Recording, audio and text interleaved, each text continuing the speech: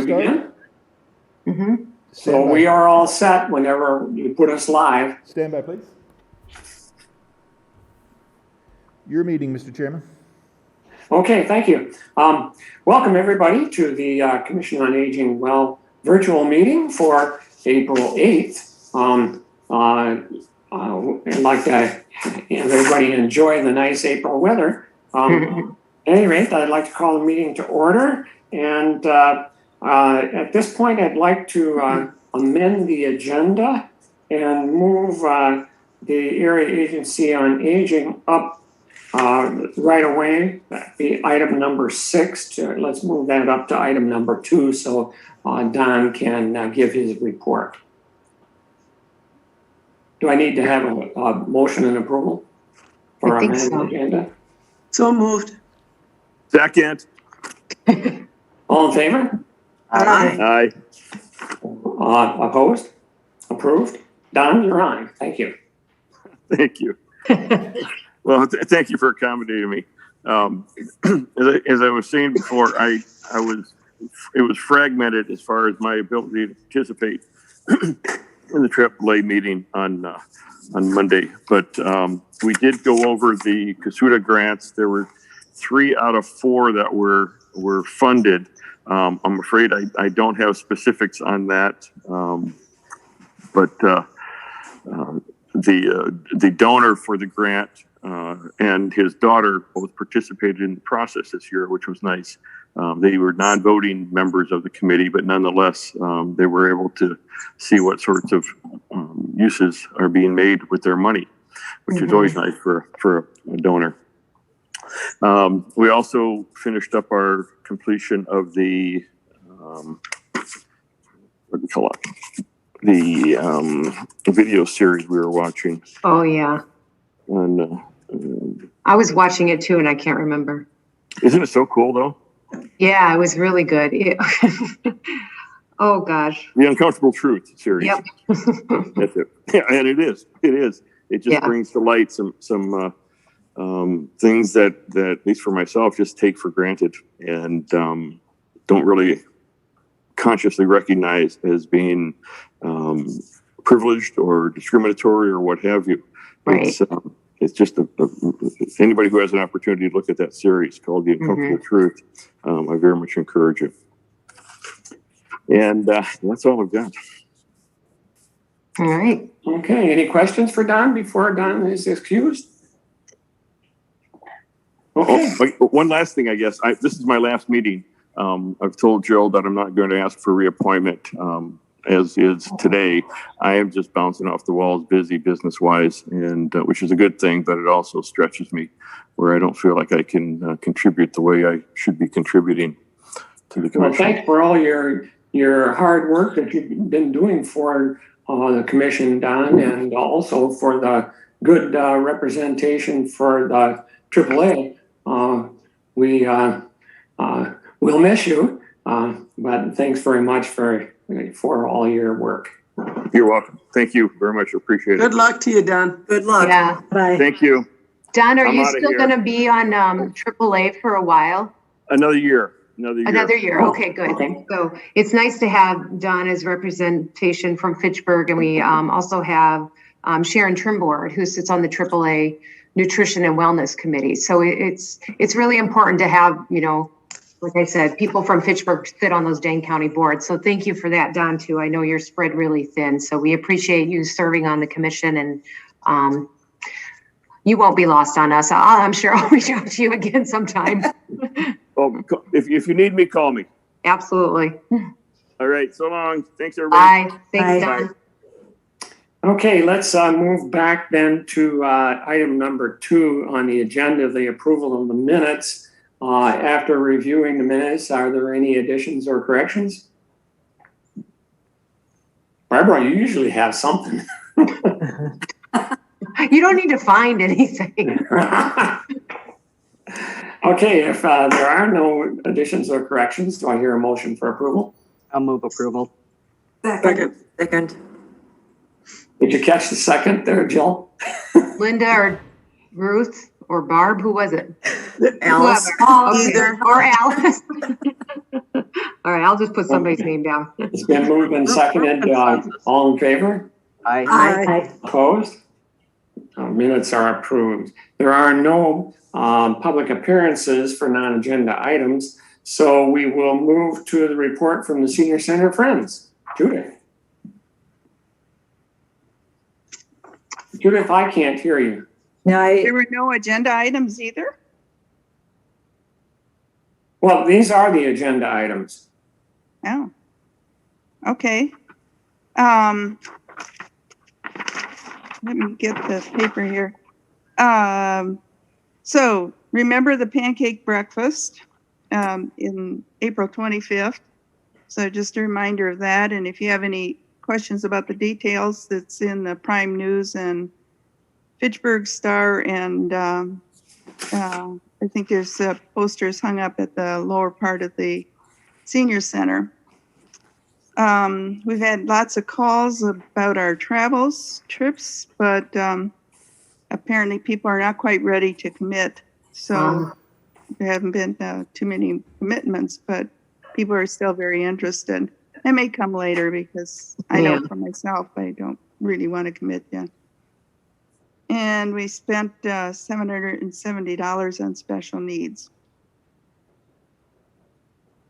Mm-hmm. And we did vote on either meeting in person or via Zoom, and I think it was 6-6, with some people not voting. So we're not quite ready, I guess, to come back. Okay. So I was just going to comment about the virtual pancake breakfast, because we've had a couple calls and, they're like, well, is Hy-Vee catering it? Is it at the senior center? So, you look at posters and we know what we're talking about, but so people are calling. So that's a good thing. And I guess just to clarify, it is at Hy-Vee Marketplace Grill, and you can go and eat there pretty much all day long, 7 a.m. to 8 p.m. And if you can mention that you know this is a fundraiser for the senior center, then 10% of your bill will go back to the Friends. And so it's a wonderful fundraiser, and we don't have to flip a lot of pancakes. So that's really nice. So you can get pancakes, but you really can get whatever you want. So and it is curbside as well. Oh, right. Yeah, you can just order online too and pick up or dine in. So Hy-Vee Market Grill. Don't come to the senior center. We will not be there. And date again? April 25th, right, Judith? Yes. Okay. Okay, thank you, Judith. Any questions for Judith? Okay, time for the director's report. Okay, let's see, just talk about a few things at the center before I started talking about opening. We did start the kind of along the lines of Hy-Vee. The Friends are also partnering with Hy-Vee to buy their reusable grocery bags. They're really cute, and they say, does this bag make my heart look big? And I think the bags are $2.50, and you get $1 will go back to the Friends. So you have to buy them at the Fitchburg Hy-Vee location. It was too difficult to sell them at the senior center with the policy we had to follow. So anyway, and then kind of along with that recyclable or reusable bag, we did start the plastic bag recycling drive, as well as brown paper bags, thanks to Dorothy suggesting that. And we already have a ton. I mean, we have a big garbage bin out there with a sign, and people, it's in the foyer area, so the doors are always unlocked. So people are coming fairly often, because every day I leave, it's filled up even more. So that's really nice. And then Kylie, our high school volunteer, is going to recycle these plastic bags in the proper way, as part of she's on the environmental group at her school or something. So it was her idea to do this drive. So it's kind of fun.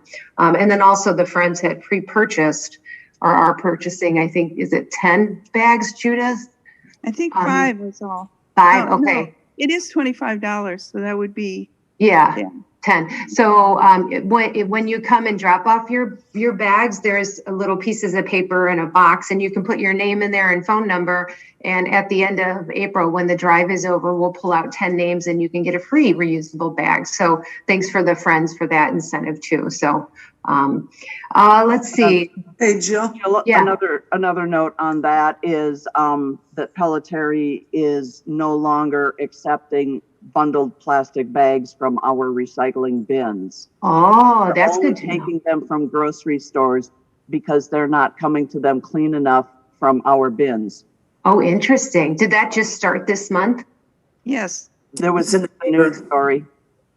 Well, no wonder our bucket is filling up. That makes sense now. Okay. So they're saying take those bags to grocery stores or other outlets rather than putting them in your bin. Well, you can bring them to the senior center and Kylie will deal with it. So wonderful. Ruth, you have something? Yeah, about these reusable Hy-Vee bags that we should buy. Yeah. Is Hy-Vee reimbursing Fitchburg Senior Center no matter who buys it, or do we have to specifically say? No, it's whoever buys that bag. It's kind of like they pick a nonprofit every single month. So we got the month of April because it coincided with this. Yeah, so anybody can buy those bags. You don't have to mention that it's for the Fitchburg Senior Center. Okay. Yeah. Thanks for clarifying that, Ruth.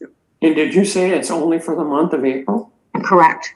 Okay. They'll always sell the bags. They always sell them. It'll just be starting in May. It's another nonprofit that will get $1. Okay. Yeah. Okay. So. And Dorothy, thank you for letting us know about the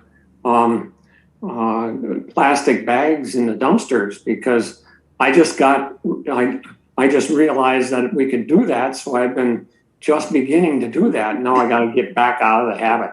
So I'll just take it to the senior center from now on. There we go. Yeah. Maybe we'll have to just do that full on, like the food pantry. You know, we just have a bucket and then Kylie can continue to do this as a kind of a service project for school. So I better ask Kylie first, but sounds like a good idea.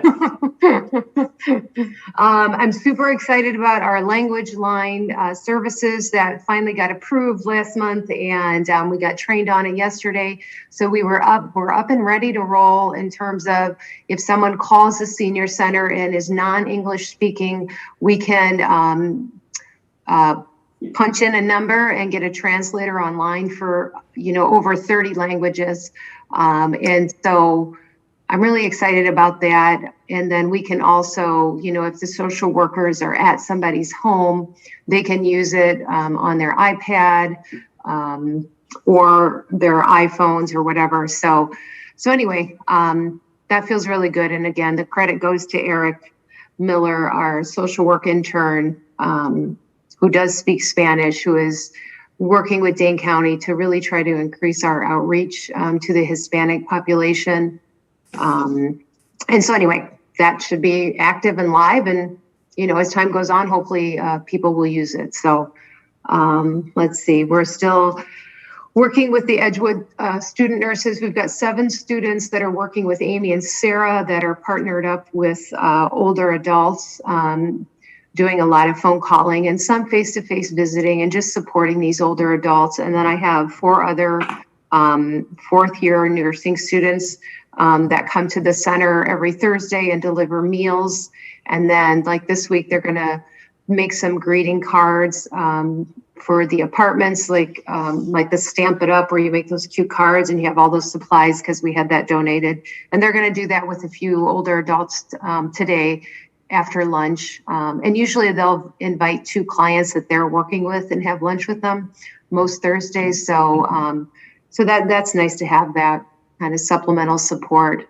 They'll all be done, including our social work intern, that first week in May. So we'll miss them. Let's see, kind of rolling into how we're going to reopen. It looks like, our opening date might be a little bit sooner just because now the vaccine is open to everybody. And so we are looking at, 2 weeks ago, it was June 1st to really just unlock and open the doors and welcome anybody, walk-ins, whatever. Now it might be middle of May. That's what the city is looking at too. But as Jim and I were talking before we went live, we're going to pilot Jim's men's group at the end of this month, where he is taking registration. So we need to cap numbers, because the only thing we have to worry about is 6 foot distancing. So it's not so much like, 5 people, 10 people, 40 people can be here. It's however many we can put in a room comfortably with that 6 foot distancing and mask wearing. So Jim's group is going to meet at the next Tuesday, Jim, maybe? Right. Mm-hmm. Yeah, so he's taking registration. We've always done the foot care. We're talking to our massage therapist. They're going to invite some clients back. One thing we have to be really clear to everybody coming in is we are not allowed to ask if people have been vaccinated. We are not allowed to restrict programs to people that are only vaccinated. So it's really, we cannot ask. And so if people call and say, well, do you know if everybody that comes to the men's group is vaccinated? I don't know, and I can't. I'm not allowed to ask. Now, if people want to share that information with each other, that's fine, but we cannot restrict programs based on your vaccination status. Do you have a question, Alice? I did, but I lost it. I'll keep rambling away. It'll come back. So anyway, so now really so April's kind of like we're still figuring things out. We got a call. We've had a conversation with Dane County. Forever when we went to when we shut our doors and we had to move most of our congregate meal people onto home delivered. We doubled our routes from 3 routes to 6 routes. So that's 3 volunteer drivers a day to 6 volunteer drivers a day. And then after asking older adults not to drive because it wasn't safe, we recruited a lot of new, younger volunteers, but we never were able to do Wednesdays. We just couldn't find enough drivers. We have several drivers doing 2 days a week. We have the transportation company, Transit Solution, delivering meals every week, once if not twice, because they're not bringing people to the senior center. And the county has allowed us to do that, but now they're saying, and I didn't realize, we are out of compliance with our county contract because we're not serving food 5 days a week. So we're kind of scrambling now because we're losing some of our younger drivers. They have summer jobs and that sort of thing. We're losing some of our regular drivers who are going to go back to their golf league. People start to travel. We've had some new drivers, but they're replacing the ones that we've lost. And so we are sort of in a desperate plea to find at least 6 to 8 new drivers so we can continue delivering or open it up to Wednesdays. And so we're doing some recruitment now with RSVP and on the city website, and there should be an article in the Fitchburg Star. And then we're going to meet with Dane County to see what happens. What happens if we cannot recruit 6 to 8 new drivers, because we'll also lose Transit Solutions as they start bringing people back for lunch. So it's just this really fluid moving target that we can't quite seem to hone in on how we're going to accomplish this right now. Even if we look at bringing back some of our congregate people, it doesn't really change things, because I think that during the pandemic, people learned about this service, people that needed the service prior and didn't know. And so our numbers, they went from 35 to 50. Even if we took, say, 5 or 6 off to say, okay, we're going to bring you back to the center. Well, if 3 of them happen to live at a senior apartment building and we're taking 8 meals there, we still have to go there.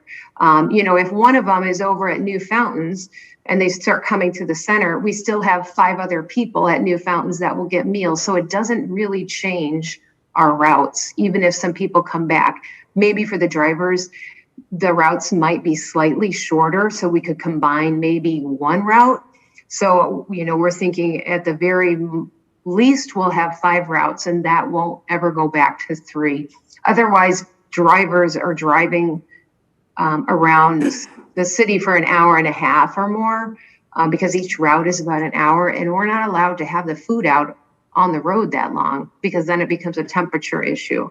So anyway, Mandy's knee deep in trying to figure this out. It's just such a engineering feat to move all this driver stuff around. So anyway, we have to open. We have to start doing something on Wednesday starting May 1st. And we're going to meet with the county to see Maybe it's people come and pick up their meal. Maybe we identify the most people at the highest nutritional risk and we only deliver to them, and that's maybe 1 or 2 routes. So we're throwing a lot of stuff out there. So that's where that's at. Sorry. It is a lot in our heads right now. I'm just spewing it out to you. Regardless, we'll be opening up 5 days a week starting in May. Staff will be here. We'll go back to, doors are open 8 to 4. We're still trying to figure out, do we allow people to have coffee? Do we welcome them in to read the paper? There's just a lot of unknowns, and some of it is just going to be personal risk. We've gotten calls about that bread, the bread. And I'm like, that, for those of you that might not know, we got day old Panera 2 days a week or 3 days a week. We got Bread Barn. We got Pick and Save. It's a small bakery back in the corner there, along with a lot of sweets that you can have in your coffee. And I'll be darned if that's one of the most popular questions. And, I can't in good faith bring that back right now because of the risk of everybody handling food and that kind of stuff. But it does make me laugh that, that seems to be a very important service, and we will bring it back, but it's an undetermined time frame yet. So there's just a lot of things of, do we allow people to, take their own, it's at your own risk. If you come in, we will follow safety protocols, we will clean. Card playing is an issue. There's some groups that want to come back and play cards, but Dane County says 6 foot distancing. Well, you can't really play cards 6 feet away. Now, can a group come in that they're all vaccinated and they say, we talked amongst ourselves, so can't we play together? Because Dane County also says if you're in a small group and everybody's vaccinated, you don't have to wear masks. So it's just going to be confusing for a while, and we're just accepting that fact. And so people might call and get a vague answer because we really don't know. What we do know is we are going to bring back more classes in April, exercise classes. We can do that 6 foot apart up in the. Excuse me. Yeah. I remembered my question. Oh, go hurry up, Alice. Yeah, but because I have heard many times people say it's only a 3 feet distance now. That's only for grade school. It's only for schools. Okay. Yeah. Now, whether that changes. Nice. Right. That would change everything, not just for us, but like even transportation, because if people are riding the bus to come to the center, it's 6 feet apart on the bus. So that means we were doing, 12 to 15 to 17 people coming for lunch. And if the bus can only bring 3 people at a time, we'll literally be serving lunch from 9:30 a.m. to about 2 p.m. because we'll have to shift them. So it's just all of that stuff I can't quite wrap my head around. And so again, Dane County is changing, it's pretty fluid. So we're just going to kind of ease our way into this. But for exercise, it definitely is 6 foot apart. We'll bring that. And we also will be doing Zoom / in person. So we're working with the instructors where, like I was saying to Jim, we can put the camera on them far enough away where somebody can Zoom in or they can be there in person. Aerobics is going to be limited to 12 person. It's going to be a sign up only, at least for May, because we have to manage how many people, fit in that distancing. Tai Chi is coming back a little easier because they're more stationary. So I think we can do up to 16. Book clubs aren't going to come back yet. Caregiver support might come back. So again, very fluid, but you'll see a change. There'll be some more activity at the center. Also, Mandy, in this sort of chaos, we had been approached by Little John's. I don't know if all of you are familiar with Little John's. Oh, no, okay. And if I don't explain it right, maybe Dorothy, you can chime in. But Little John's is a nonprofit coordinated by Chef Dave Heidi, who owns Liliana's. And what they've partnered with Metcalf's to take food from the grocery store that's either, it's past the best if used by, or maybe it's dented produce that they can't sell.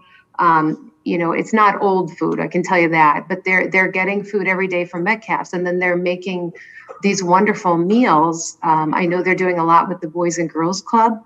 They package the meals and then they have drive-bys And again, Dorothy, if you know more, you can expand on what it is, but they've approached us to do some meals for us. And the timing was great because we weren't doing meals on Wednesdays. So we started to pilot with them just a few weeks ago, where we send out a consolidated meal from the county on Tuesday, plus a Little John's meal. And then that means they can have a meal Tuesday and a meal Wednesday. And Little John's is giving us extra food on Fridays so people can have food over the weekend. So again, it's very new. We're going to meet with Dane County. There's a few concerns and policy stuff that we have to abide by, but it looks like a fantastic opportunity that maybe we can pursue as Little John's continues to meet the qualifications that Dane County puts forth, and maybe they are our food provider eventually. So anyway, a lot of possibilities out there. The food is fantastic. It's fresh. It looks beautiful, and nothing about I don't want to talk badly about Consolidated, but they're making thousands of meals at 7 a.m. and by the time they get to us, they've been in the cooker or the warmer for several hours. And those of you that work in the kitchen, you've seen sometimes what those vegetables might look like, or very different than Little John's, who can do it very fresh and get it over to us hot or cold. We have that option. So lots of fun possibilities that we'll be pursuing as time goes on. Are they providing, like on Tuesdays, we run out mostly $49.50 meals from Consolidated. But is Little John's giving us that many? Yeah, as many as we want. For everybody, huh? Yeah, Wow. yeah, very generous. And at this point, it's all, there's no cost to us. They're not asking for a donation or anything. But what a great way to use up food that might go into the landfill that is still really great food. So, yeah. Great. And they've got their Super Bowl Saturday coming up this Saturday. Oh, okay. Benefits Habitat for Humanities. That is happening at Little John's. They're saying orders must be placed by Friday, April 9th at midnight. $10 bowl of soup, and they choose a ceramic bowl for you for another $10. So it's a handmade ceramic bowl. Dorothy, where are they located? Little John's? Yeah. If people know where Mounds is on. Oh yeah. On Verona, Williamsburg. Verona Road, right by New Fountains Apartments. Okay. It's there. You know what else I forgot? And I don't know if this is still going to happen, but we were talking about doing a drive-by. And that was obviously before we were told we had to open. So we were going to do some sort of event with Little John's in May, kind of for Older Americans Act, and make it more kind of a celebration. So it's just occurring to me right now that we might be open to. So anyway, you'll see us partnering with them more and more. I put the link in the chat. Thank you. Thank you. So let's see. I sent you guys information about Aging Advocacy Day. I'm hoping to see more participation, statewide. Like that's part of my role as the Wisconsin Association of Senior Centers legislative liaison, is to get people engaged in advocacy. So hoping more people will participate because it's virtual. And, you'll get more information when you register. They'll do a training, I think May 10th. And they'll also be videotaping it. So if you miss it, you can, look at the training another time. But they kind of clump together people in districts, and then you do this training. And then when you meet with, there'll be Zoom meetings with legislators or their aides.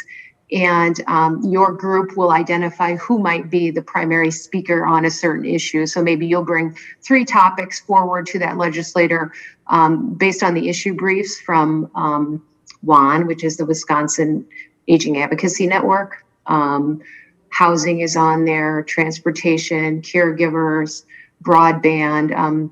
Anyway, there's a ton of links and information when you sign up. But so if you do have questions, just give me a call and I can kind of walk through it too. And then Moving forward, I wanted to talk a little bit about, so several years ago, we put in the CIP to replace the countertops around the sink in the back and the sinks in the front. For those of you that volunteer, the laminate has bubbled, particularly in the back. It's really bad. In fact, the laminate is peeling away from the press board. And so we're going to put in the steel countertops. The money had already been in there. We just hadn't made a move on it. So we've got some bids in. I'm just waiting to hear back from finance. So we're hoping to get those countertops replaced within a month or so, a month.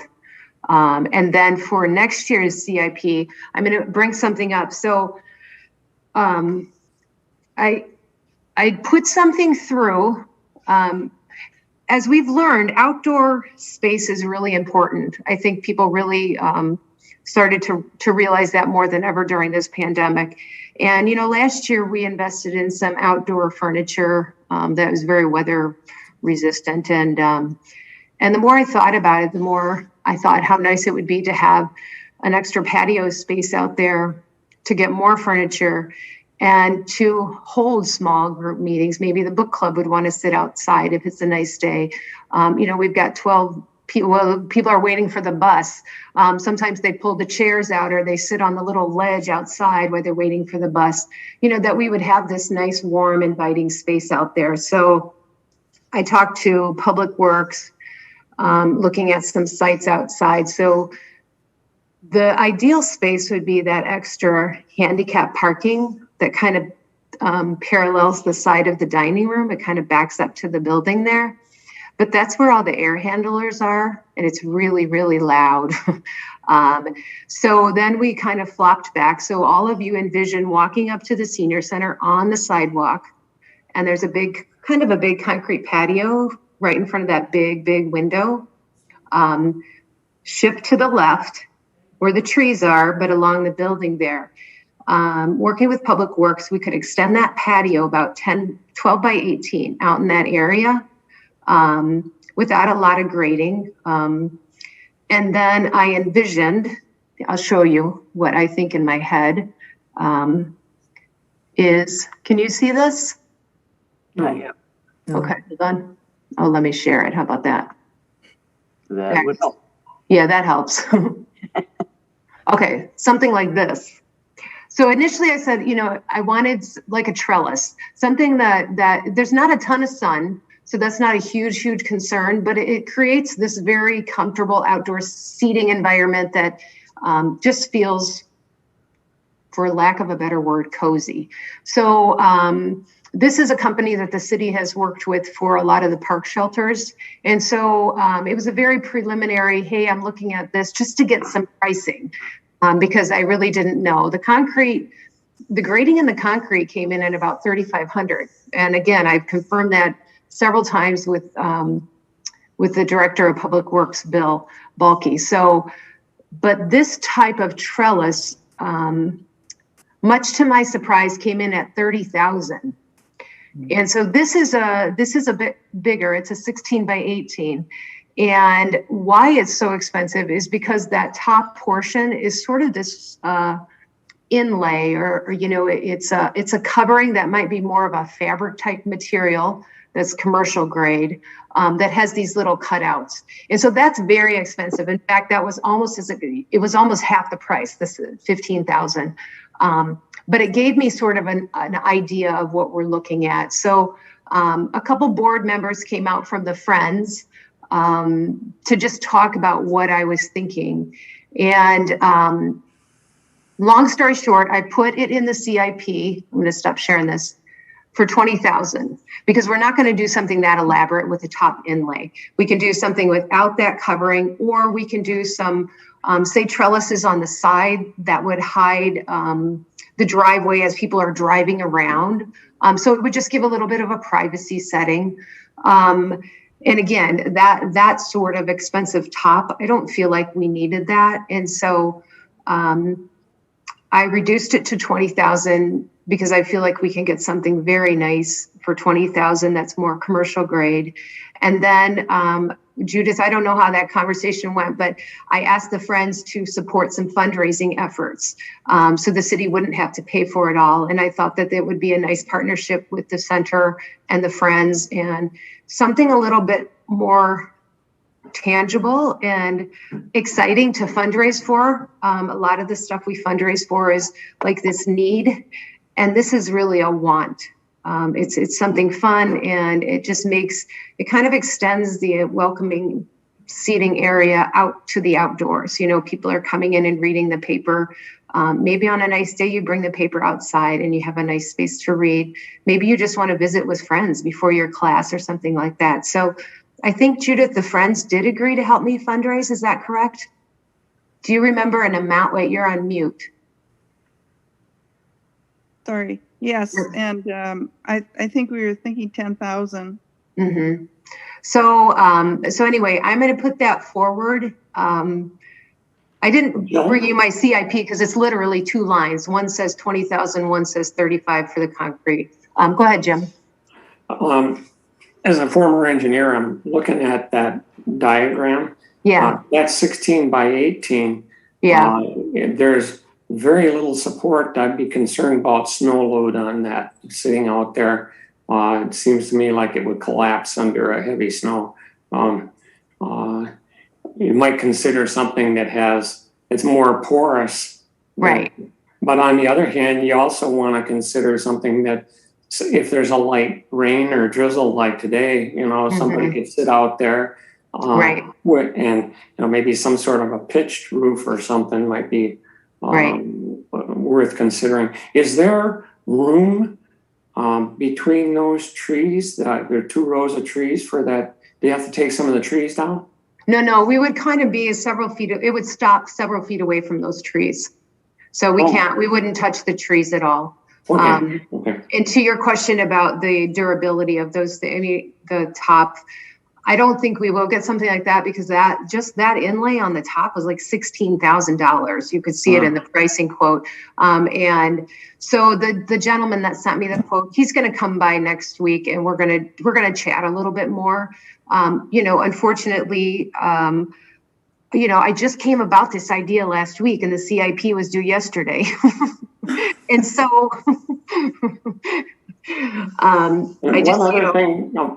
one other thing about location is that abutted up against the wall with the windows of the signing room.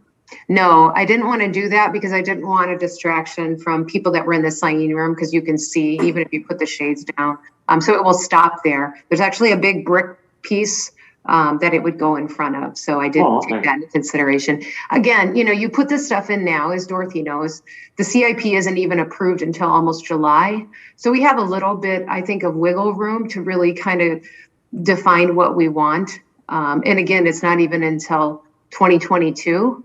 But who knows, maybe with the Friends support, we can pour the patio if we can fundraise this fall and still sit out there and then do the trellising when the CIP money comes available if it's approved. So I'll keep you in the loop about that and that process. So, you might want to check in with fire department and make sure that whatever you're looking at will be okay per their codes.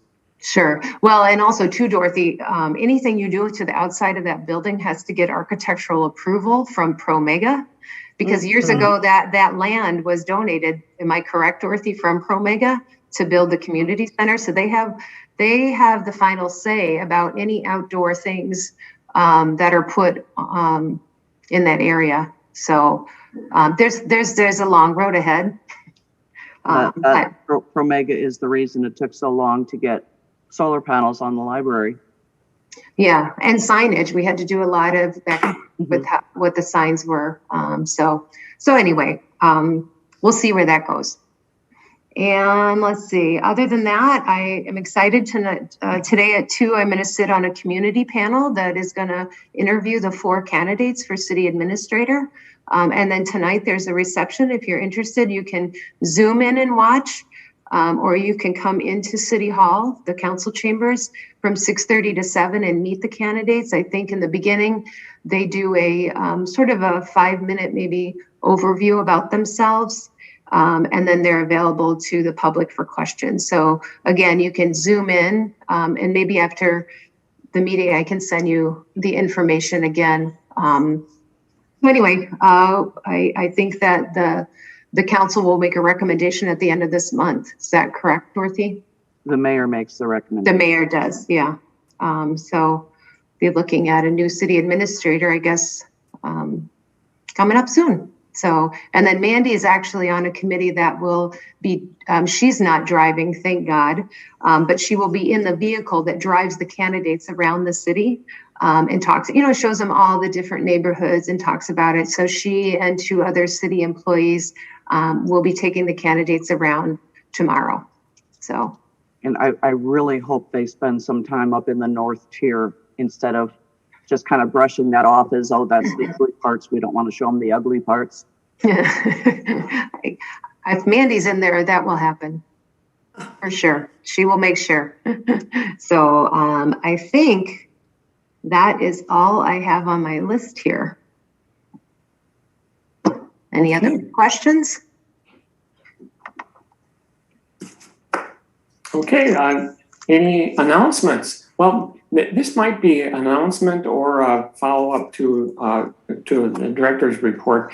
I'm hearing feedback from members of the community about their concern now that they were thinking about, okay, when is the right time to move into not assisted living, but with transitional assisted living type places, and but with COVID, they have some apprehensions about moving into one of those type of places and then getting locked in, and they can't get out, and so now they're thinking, stay at home, and what kind of services are available for elderly who want to age in place rather than going off to assisted living. So I'm just wondering, are you hearing more about that? And are there going to be more, is there going to be more assistance to help people that are trying to age at home? Well, there's as much assistance as you can afford. There's always, there's ways to stay at home. There's plenty of resources, but a lot of the opportunities are based on your income levels. So, it depends on what level of care you need. Again, what your income level is. Do you have family around? But that's, we did just have a Zoom presentation in February or March that talked about the different levels of housing and when is it time. And Ruth has been really involved in those presentations in the past about when is a good time to move and what kind of works for you. And it's, one size doesn't fit all. It's so individual. When I look at my parents, they could have stayed home, but they couldn't because finances were an issue. And my dad was a primary caregiver and my mom had dementia. And so for a while, could we bring somebody in? Well, possibly, but nobody lived where they lived. And so there's so many factors that go into the decision to either stay at home or move. And all I can say is make an appointment with Amy or Sarah and talk through what your needs are, know what your income is, that unfortunately plays such a big role in how the future of your care is what it's gonna look like. I will say Dane County is full of resources for people that don't have higher income limits. We're blessed to live in this county or age in this county. So there are a lot of programs that people can access that meet the income requirements. But again, it's so individual based on family support, based on where you live. Are you on a bus line? Are you not on a bus line? Do you need personal care or do you just need a friendly visitor? Are you in a senior apartment where you might be a little safer versus in your own home? So again, I couldn't answer that. You really have to look through a lot of things. So a good place, if somebody is wondering about that, they should just contact Amy or Sarah and they'll help them through the process. I will say, for the first time since I've been around, I mean, the influx or the interest of building and what we're seeing for senior housing in Fitchburg is really booming. I think Dorothy can, add on, but, we've got the luxury senior housing over by Target that's opening up, I think, this summer. We've got the interest in, I don't know if it's called River Song or Wind Song or whatever up by Uptown. Looks like it's independent and assisted. We have the High Line now that's affordable. And I feel like there's another developer that has expressed interest in building here. So I am happy to say that people that want to stay in Fitchburg and age in place, maybe you don't have to move outside of Fitchburg. Maybe you will move into a senior housing, but I think you're going to have more options. So that's good news. Again, affordability is to me is the first question to ask is how much money do you have? And let's see how you can make that money last. So one of the lesser known options that we do have in the city now is if you have enough money, again, and you have a space that you would be able to convert in your house or on your property to a small, almost independent living apartment, you can do an accessory dwelling unit for a family member or other caretaker to live on your property, kind of live in help. Right. That is available as a conditional use in all residential areas right now. Yeah, that's a good thing.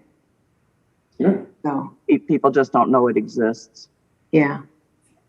Another thing, Jill, I wanted to mention on the 5 o'clock news this morning when I was drinking my coffee. Up at 5. They were talking. They had a special on some place. I can't remember where it was, but the point was they had a senior Zoom experience, just a social get together. They were interviewing the people. There was a 92-year-old lady, 97-year-old guy that they're at home isolated, and they were just raving about how the senior center, wherever it was, provided this opportunity for them to just on a regular basis get together and chat and talk and visit with people, and instead of sitting there by themselves in their house staring at the wall. Well, I think that's a good idea. And Dorothy talked about that before. Like, as we move forward, Zoom will never go away. I think we've decided it's a great opportunity to keep people socially connected. For the folks that are more isolated, what I'd like to do is get iPads. Initially, it was hard to go into people's home because of COVID. There was too many restrictions. So because a lot of people don't know how to Zoom, so you have to train them. And a lot of people don't have internet, so you have to provide that internet access, which is a cost to either my department, maybe I go to the Friends, which they did pay for the student nurses that used iPads. We included a data plan with those iPads so the students could go in and do some televisits with our seniors. So there's another grant opportunity, and I'm just thinking as I'm speaking, that we could get more iPads, but we would want to pay for those data collections and then have, staff or volunteers. We could loan these out. And so maybe there's a presentation or a social opportunity so people could have these at home and log in. Or if they have their own, we certainly can teach them how to use them. But I think the Zoom opportunities are going to open up a lot of things, and it's a good thing. Yeah. Okay. Any other announcements? There's one thing. Oh, go ahead, Linda. I don't know anything about the AARP webinars, but I noticed that AARP Wisconsin has one next week on livable communities, and it talks about the issues of aging. Are you familiar with that, Jill? I have a lot of documentation about that because it looks at everything a community offers, right. Walkability and bikeability and transportation and affordable housing. So I've looked through those documents before because even when they're developing that hub up there, it connects a lot to the issues that, aging in place, that those are the things you want to look at. Well lit sidewalks, and, even sidewalks that have coloring on them, if there's any transitional things, like just ways that people can stay healthy within their own communities. But that's a great resource, Linda. I'm glad that you've looked at that. I don't know how to incorporate that. Like if we were doing another strategic plan, like that's the stuff we need to keep at the forefront, as we grow, for sure. Mm-hmm. Okay. And then lastly, we want to thank Dorothy. This is Dorothy's last meeting. Thank you very much for serving for us, Dorothy. It's been a pleasure working with you. I made a relatively conscious decision that I did not want to continue on council. Just the political environment and everything else has just gotten so ridiculous that it's become a burden to me. And I just have to let that burden down. So I am continuing on county board. One of the other organizations that I'm part of is the MPO. They're going to try to switch me from being a seat through Fitchburg to being a seat through my county board, because it's a seat for electeds. So I'd like to continue on that. And that's talking about all the different transportation issues in the area, which is pretty huge for me. So, and I keep pounding, we need full-time bus service to city campus for senior center, for community center, for the library. And even people might want to go to vote. Silly things like that, Right now, without all day, every day service to the city campus, we're not able to have paratransit options, which is more than a little bit ridiculous. So I think for the city to keep deciding that we don't want to bother to pay for bus service because, and in the past it's been largely because we don't envision ourselves using a bus, therefore why should we have to pay for it? I think council members really, really need to see the value of providing transit throughout the city. So I would dearly love it if you guys really help to push that, because it's critically important. It really is. I think, Dorothy, the timing is right with the new transportation engineer. He's kind of learning and about what was offered, but I see some passion there and some strong interest. And so, I think for the commission, I think that we could make that a priority. That, we talked about this before, is, you start engaging in the public process. If it's not on an agenda, maybe somebody shows up at a council meeting and says, hey, I want to comment about transportation and the need. And we just keep this at the forefront, because as they do continue to build senior housing, as we take on the town of Madison, like my stomach hurts thinking about how we're going to get people to the senior center. I just don't, I have no idea. And, again, it always comes down to, well, it's state. No, it's county. No, it's, local. Whose responsibility is it? And I think, it's better to start these hard conversations. Well, we've been having these conversations for 20 years. And so I think it's to the point, as we see this growth, south of Lacey, even with Uptown, we need to really address this and push this through. So I think that the commission is a perfect place for us to start to make it a priority and do some more stronger advocacy around that issue. And bringing in the town of Madison, that includes a seniors building. Right. So it's not like, well, there might be a few around. It's like, no. There's a whole building right. of seniors. And the other one will be, and the one in Uptown will be built by then as well. So, we're looking at probably at least 200 units, if not more. And, not everybody wants to come to the center, probably. I don't know why not, especially if we have a brand new patio.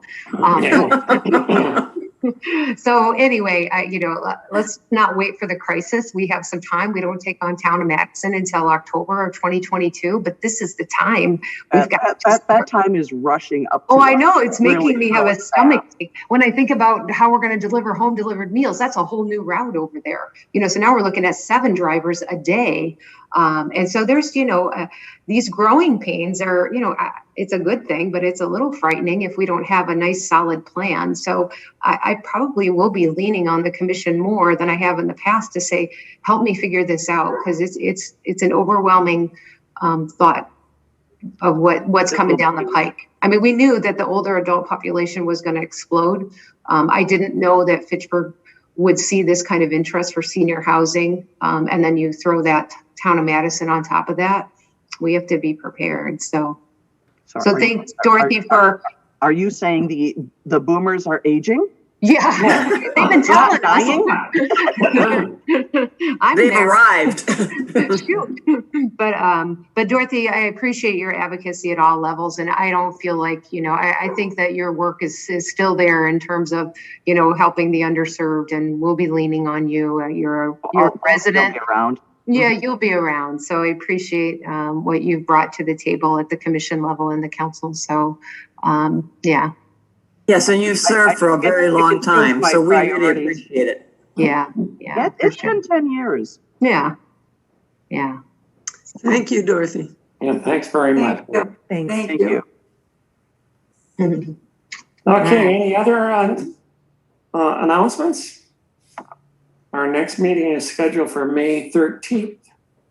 Zoom. And by then we might be able to meet in person based on the city's timeline. So you'll have both options still. I think the city will, I have to confirm, but moving forward, will they always offer a Zoom option for all city meetings? I can't answer that fully. I think it's probably more work for Fact TV. So, but anyway, I'll touch base with you guys before I send out the agenda, just to gauge your interest in person. We do have a new member that will be appointed in April. Her name is Donna Stewart, and they moved to the area. They're relatively new, but her husband came in and started volunteering for meals, and Mandy was so good at saying, well, what's your wife interested in? And she's got a lot of experience on nonprofit boards, food pantries, just a passion to serve. And so I snatched her up real quick, and she agreed to serve. So she'll be appointed in April. So we'll have a new member to replace Don come May. Okay, good. Yeah. Okay. Do I hear a motion for adjournment? Oh, I'll move that. I last. All right, who's second? I will. All right. Barbara? Okay. Alice and Barb. All in favor? Aye. Opposed? Meeting adjourned. All right.